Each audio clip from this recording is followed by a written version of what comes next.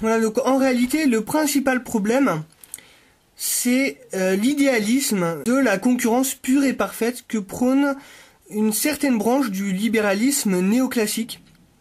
Donc cette concurrence pure et parfaite repose sur 5 critères généraux qui sont l'atomicité, l'homogénéité des produits, la transparence de l'information, la libre entrée et sortie sur le marché et la libre circulation des facteurs de production. Alors avec une petite faute dont je m'excuse. En tout cas, sur ces 5 critères, il y en a, soyons francs, au minimum 2 qui sont irréalisables en l'état actuel, et ce n'est pas prêt de changer. L'homogénéité des produits et la transparence de l'information. Ce dernier critère est particulièrement illusoire. Nous vivons dans une société de l'information et de l'image, dans laquelle nous sommes surinformés. Et l'avalanche de l'information n'est pas près de s'arrêter. Le problème, c'est qu'au milieu de cette avalanche, comment fait-on pour sélectionner la bonne information? C'est très difficile. Enfin, comme je l'ai déjà dit, la CPP, la concurrence pure et parfaite, c'est un idéal. Et c'est en cela qu'il s'agit d'une erreur fondamentale. Parce que si nous étions au paradis, ça se saurait.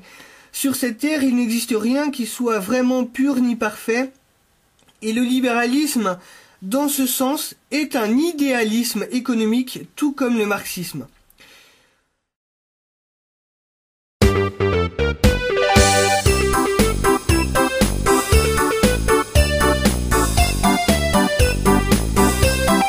J'ai l'habitude de dire que la bourse, c'est un modèle miniature de notre système économique. Si ce n'est qu'on y vend des actions, donc des parts d'entreprise, plutôt que des bananes ou des réfrigérateurs. En 2000 et 2001, nous avons eu droit à une crise financière résultant du phénomène qu'on a appelé la bulle Internet.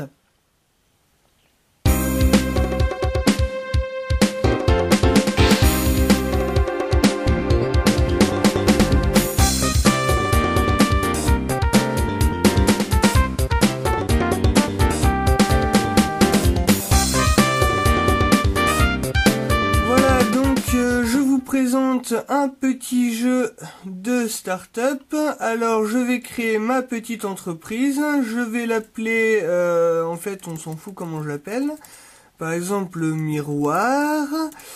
Je vais acheter mon produit, tiens alors mon produit je vais l'appeler Deus Ex, en référence à un autre jeu vidéo, un jeu de rôle Deus Ex, un jeu de rôle FPS qui était sorti en 2000 sur PC et qui était dans la lignée de la culture cyberpunk, donc la culture cyberpunk dont je ne vais pas parler aujourd'hui, mais donc qui était très critique face à au capitalisme, face au système capitaliste. Il y avait toute une histoire de complot, donc des riches qui contrôlaient l'ONU et un super jeu de rôle FPS que je recommande à tout le monde, Deus Ex. Voilà, alors là, pour le coup, nous ne sommes pas dans Deus Ex, nous sommes dans le jeu Startup et voici mon petit bureau, ma petite entreprise. Alors je vais recruter des bons hommes, j'achète... Commençons un nouveau produit. Alors, d'abord, j'achète une machine, une petite machine, voilà. J'embauche quelqu'un devant, voilà, et je commence un nouveau produit. Et voilà, je vais ensuite dans la salle de vente, j'engage quelqu'un pour vendre en Europe. Alors, elle, c'est une employée du marketing. Voilà, vente, promotion, je pense que c'est ça, promotion, hop, je l'aime là où elle est pas très contente. Ah si, voilà, elle est un petit peu plus contente. J'embauche quelqu'un d'autre pour vendre sur Internet, voilà. J'embauche quelqu'un pour parler de mes produits à la télé et j'embauche quelqu'un pour parler de mes produits dans les journaux. C'est une entreprise très féministe en fait, il n'y a que des femmes ici, hein, bon tant mieux. Alors, je retourne ici. Et voilà, donc là on a mon écran. Alors comme on vient de commencer, on ne voit rien. Donc je propose qu'on revienne dans quelques mois. Voilà, alors nous revoici donc quelques mois plus tard. Donc dans ma petite start-up, elle vend des téléphones sur internet. C'est des téléphones par correspondance. Voilà, donc le produit que je fabrique et que je vends. Alors on a quelques résultats. Oula, alors les unités vendues sont en baisse. Unidades vendidas, ce sont les unités que je vends sur internet. Là, j'ai un peu moins d'argent liquide. Ah, on a encore changé de mois. Donc j'ai un peu moins d'argent liquide et les ventes ont continué à baisser. Donc, je vais changer de politique. Je vais baisser mon prix. Voilà. Je baisse mon prix sur tous les marchés. Alors ça, c'est le marché internet. Et voilà. Alors en fait, là où je voulais en venir avec ce jeu, c'est que je ne sais pas si certains d'entre vous peut-être sont trop jeunes pour se rappeler, mais vers la fin des années 1990, les nouvelles technologies, et en particulier la généralisation d'Internet, avaient entraîné l'apparition d'un nouveau type d'entreprise, donc la start-up, qui vendait des entreprises. Donc hop, voilà, ça c'est ma... Bon, en réalité, si vous voulez des exemples de véritables start-up qui ont réussi à ne pas sombrer dans la crise, mais qui au contraire ont prospéré, allez donc faire un tour par ici, chez Amazon, ou encore par ici, chez eBay. Et oui, si vous ne le saviez pas encore, les deux sites que vous fréquentez le plus assidûment sur Internet pour faire vos achats en ligne, ce sont des startups qui ont commencé à l'âge d'or du développement commercial d'Internet. Bref, passons et arrivons-en là où je voulais en venir. Le problème de la crise dont nous parlons, cette fois-ci, ne vient pas des banques, mais de la bourse. Et ouais, car ces sociétés qui se montent très facilement avec peu de capitaux de départ, on se les arrache littéralement dans les années 90. Les prix des actions montent, les gens spéculent et d'ailleurs le phénomène des stock options va aggraver la tendance. À cette époque, une action pouvait voir sa cote grimper à plus de 4 fois sa valeur d'origine. J'exagère, bon certes, mais pour vous montrer à quel point les transactions boursières étaient déconnectées de la réalité concrète et de la valeur réelle et pragmatique de ces entreprises appelées les startups. Sauf qu'au bout d'un moment, on s'est rendu compte que parmi ces startups, il y en avait de nombreuses qui étaient insolvables. Elles encouraient la faillite. Elles étaient en grande difficulté et les spéculateurs en bourse, eux, ont paniqué. Ils ne veulent pas d'actions dans des entreprises qui ne valent plus rien. Donc, ils vendent massivement et personne ne veut racheter. Le prix des actions s'écroule et c'est la crise de 2000, la célèbre crise dite de la bulle Internet.